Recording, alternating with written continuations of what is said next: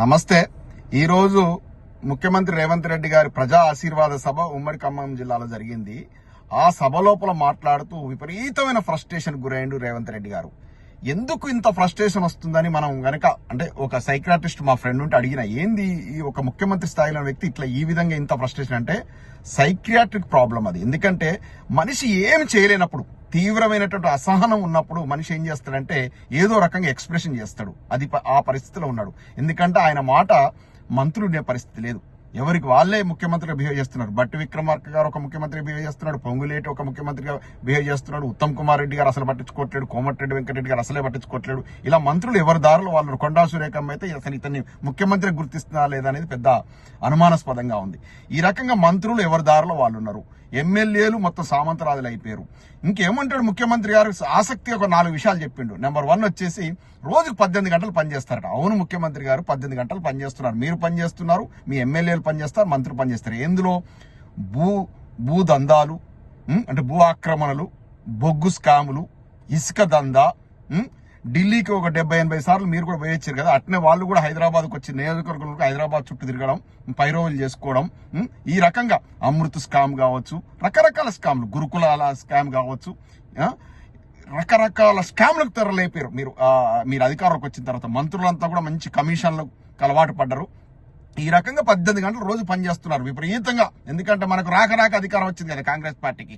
ఒక్కసారి వస్తే మీరే గతంలో ఉన్నారు, ఒక్కసారి కనుక కాంగ్రెస్ పార్టీ అధికారంలోకి వస్తే మళ్ళీ 10 ఏళ్ల దాకా రాదని చాలా సార్లు చెప్పారు. ఇక మళ్ళీ 10 ఏళ్ళు కాదు కదా, ఇక అసలు తెలంగాణ పొలిటికల్ మ్యాప్లోకి వెళ్ళి కాంగ్రెస్ పార్టీ డిజపియర్ పరిస్థితి పట్టుకొస్తున్నారు. మీ కాంగ్రెస్ లో చెప్తున్నారు, అసలు కాంగ్రెస్ లో చెప్తున్నారు. రేవంత్ రెడ్డి గారు మా కాంగ్రెస్ పార్టీని మొత్తం పుట్టిముంచుతున్నాడు, ఇక కాంగ్రెస్ పార్టీకి తెలంగాణలో అడ్రస్ లేని పరిస్థితి కల్పించిందని చెప్తున్నారు. ఆ పనిలో బిజీగా ఉన్నారు కాబట్టి రోజు 18 గంటలు మీరు పనిచేస్తున్నమాట. వాస్తవమే.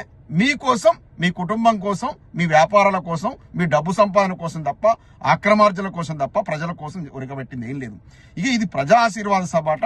ఆ బట్టి విక్రమార్క గారు చెప్తున్నారు, ఈ ముఖ్యమంత్రి గారి సమక్షంలో టింగ్ అని పడుతున్నాయట అకౌంట్లల్లో. ఏంది? ఇంతకుముందు కేసీఆర్ గారు ఉన్నప్పుడు ఒకే రోజు ప్రతి ఎకరాకు కూడా రైతు బంద్ అనేది పడేది. ఇప్పుడు మీరు వచ్చిన తర్వాత ఎన్ని విడతలుగా ప్రతిసారి మీరు వేసేటువంటి 1000 కోట్ల కోసం ఇవాళ దాదాపు 10-15 కోట్లు ఖర్చు పెట్టినా 1000 కోట్లు రైతుకు అకౌంట్లలో వేస్తే 10 కోట్లు ప్రజా ఆశీర్వాద సభ. ఈ రకంగా ప్రజాధనాన్ని దుర్వినియోగం చేస్తున్నారు. పేపర్ యాడ్లు, వివిధ ప్రకటనలు, మీరు చేసేటువంటి చిన్న పనులకు. ఎందుకంటే రూపాయి ఖర్చుకు బారాన ఖర్చు. ఇది ఎవరన్నా రైతు అకౌంట్లలో కేసీఆర్ గారు ఎప్పుడన్నా పైసలు వేసి రైతు బంద్ చేసినప్పుడు ఎప్పుడన్నా సభ పెట్టిండా? సైలెంట్ గా పడేది. ప్రతి సీజన్ కు సైలెంట్ గా పడేది. ఇంత పెద్ద ఆర్భాటాలు, ఇంత పెద్ద కథలు, అది కూడా విడతల వారిగా. ఒకసారి 1 ఎకరానికి, ఇంకోసారి 2 ఎకరాలకు, ఇంకోసారి 3 ఎకరాలకు, ఇవాళ 8 ఎకరాల కథ. ఇది కథ. ఇప్పటికి 3 సార్లు ఎగ్గొట్టిరు. ఇంక అన్నిటికంటే విచిత్రమైన విషయం ఏంటంటే ఎంత ఫ్రస్ట్రేషన్ ఊగిపోయి తిడుతున్నాడంటే, ఎందుకంటే ఆ కన్నెపల్లి పంప్ హౌస్ ఆన్ చేయకపోవడం వల్ల రేవంత్ రెడ్డి గారు ఇజ్జతు పోయింది, కాంగ్రెస్ ప్రభుత్వం యొక్క పరువు పోయింది, మంట కలిసింది. రేపు రైతులు గుతుపకర్రలు పట్టుకొని కాంగ్రెస్ వాళ్ళు తరిమే రోజులు వస్తున్నాయి. ఎందుకంటే రానున్న కరువు కాటకాలకు ఇది వీళ్ళు కల్పించినటువంటి, ఇది ప్రకృతి వైపరీత్యం వల్ల గనక కరువు వస్తే అది ఓకే. ప్రకృతి వైపరీత్యం ఉన్నప్పుడు ఆదుకోవడానికి కాళేశ్వరం ప్రాజెక్టు కట్టిండు కేసీఆర్ గారు.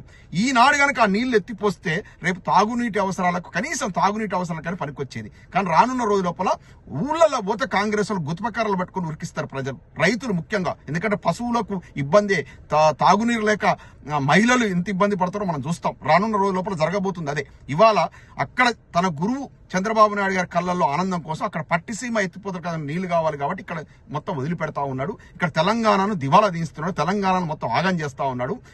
ఈ రకంగా చేస్తూ ఇవాళ ప్రజల్లో విపరీతమైనటువంటి ఆగ్రహం ఉంది, కనిపెట్టింది. కాబట్టి దాన్ని కవర్ చేసుకోవడం కోసం అట మేడిగడ్డలో నీళ్లు ఆపుతేనంట అది తెగిపోయాట, భద్రాచలం 40 ఊళ్ళు మొత్తం మునిగిపోతాయట. ఇలాంటి అసత్య ప్రచారం చేస్తున్నాడు. ఇవాళ చెప్తున్నా, అక్కడ 92 మీటర్ల హైట్ లో నీళ్లు పోతేనే మన కన్నెపల్లి పంప్ హౌస్ నుంచి పంపింగ్ చేయొచ్చు. ఇవాళ 97 మీటర్ల హైట్ లో పోతా ఉంది. అర్థమైందా? అంటే ఈజీగా పంప్ చేయొచ్చు. మీరు మేడిగడ్డ బ్యారేజ్ దగ్గర నీళ్లు ఆపాల్సిన అవసరం లేదు. సింపుల్ గా పంపింగ్ చేసేసి అన్నారం, సుందిల్లా, ఎల్లంపల్లి ప్రాజెక్టులు నింపొచ్చు. తద్వారా గ్రావిటీ ద్వారా మొత్తం మన రిజర్వాయర్లు నింపొచ్చు, ఊళ్ళ చెరువులను నింపొచ్చు. ఆ సింపుల్ లాజిక్ మిస్ అయిపోయి ప్రజలను మభ్యపెడుతూ ఈ రకంగా ప్రజలను మోసం చేయడం పద్ధతి కాదు ముఖ్యమంత్రి గారు. ప్రజలు అన్ని గమనిస్తున్నారు. నెక్స్ట్, గత సంవత్సరం 20 లక్షల క్యూసెక్కుల నీళ్లు పోయినా కూడా ఇసుక ఆ పైన ఉన్నటువంటి లేయర్ ఉంటుంది చూసిన పిల్లల మీద, అది కూడా ఊడిపోలే. అంటే మేడిగడ్డ బ్యారేజ్ బ్రహ్మాండంగా ఇట్లా బాహుబలి లెక్క నిలబడి ఉన్నది.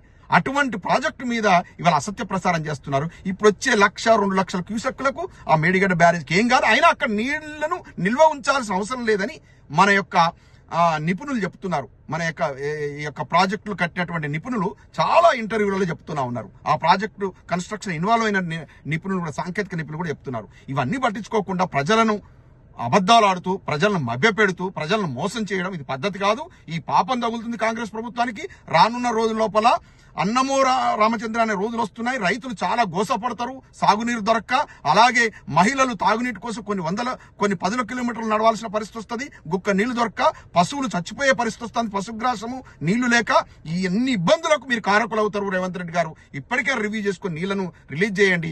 ఒక్క కేసీఆర్ గారి మీద అపవాదు రావాలి, కేసీఆర్ గారిని ఏదో బదనాం చేయాలని చూస్తే ప్రజలు అన్ని గమనిస్తున్నారు. ఇవాళ పార్టీలకు అతీతంగా ఈవెన్ బీజేపీ పార్టీ ఎంపీ అయినా కూడా ఈటల రాజేందర్ గారు చెప్పారు, 1,00,000 కోట్ల పెట్టి కట్టిన ప్రాజెక్టులప్పుడు 1,00,000 కోట్ల అవినీతి ఎట్లయితుంది, నువ్వు మనిషివా లేకపోతే ఇంకేదన్నా నాని బండ బూతులు తిట్టాడు ప్రెస్ మీట్ పెట్టి ఈటల రాజేందర్ గారు. ఇప్పటికే రియలైజ్ కాండి, పార్టీలకు అతీతంగా కేసీఆర్ గారిని కొనియాడుతున్నారు, కేసీఆర్ చేసినటువంటి గొప్ప పనిని కొనియాడుతున్నారు. అంతే తప్ప ఇట్లాంటి దగుల్బాజు రాజకీయాలకు ఫుల్ స్టాప్ పెట్టాలని విన్నవించుకుంటున్నాను. జై తెలంగాణ.